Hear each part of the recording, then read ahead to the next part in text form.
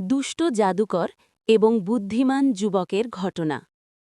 এক দেশে এক অতি শক্তিশালী কিন্তু দুষ্ট জাদুকর বাস করত। সে তার কালো জাদু দিয়ে সাধারণ মানুষকে ভয় দেখাত এবং বনের এক অন্ধকার গুহায় প্রচুর ধন সম্পদ লুকিয়ে রাখত। জাদুকর ঘোষণা করেছিল যে তার 3টি ধাঁধার উত্তর দিতে পারবে সে সমস্ত সম্পদ পাবে, কিন্তু ভুল উত্তর দিলে তাকে চিরদিনের জন্য পাথরের মূর্তিতে পরিণত হতে হবে। অনেক লোভী মানুষ চেষ্টা করে ব্যর্থ হল এবং পাথরের মূর্তিতে পরিণত হল। অবশেষে আরিয়ান নামে এক বুদ্ধিমান ও সাহসী যুবক সেই জাদুকরের মুখোমুখি হওয়ার সিদ্ধান্ত নিল। আরিয়ান যখন জাদুকরের গুহায় ঢুকল, জাদুকর অট্টহাসি দিয়ে বলল, প্রথম ধাপে তোমাকে এমন একটি জিনিসের নাম বলতে হবে যা সব সময় তোমার সামনে থাকে, কিন্তু তুমি তা দেখতে পাও না। আরিয়ান এক মুহূর্ত ভাবল এবং শান্তভাবে উত্তর দিল, ভবিষ্যৎ। জাদুকর অবাক হল, কারণ উত্তরটি সঠিক ছিল। সে দ্বিতীয় ধাপের দিকে এগিয়ে গেল।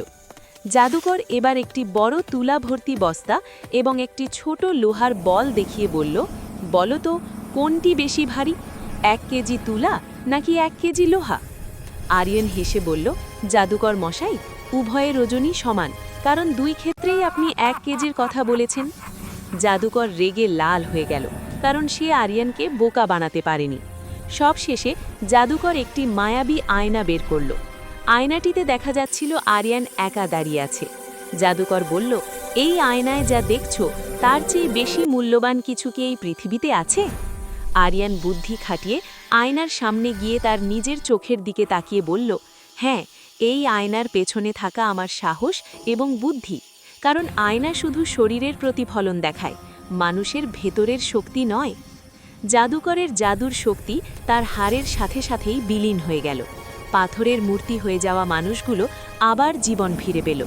জাদুকর তার দম্ভ হারিয়ে পালিয়ে গেল এবং আরিয়ান তার বুদ্ধির জোরে গ্রামবাসীদের সেই দুষ্ট জাদুকরের হাত থেকে রক্ষা করল। সাহস এবং উপস্থিত বুদ্ধি দিয়ে সবচেয়ে বড় বিপদকেও জয় করা সম্ভব।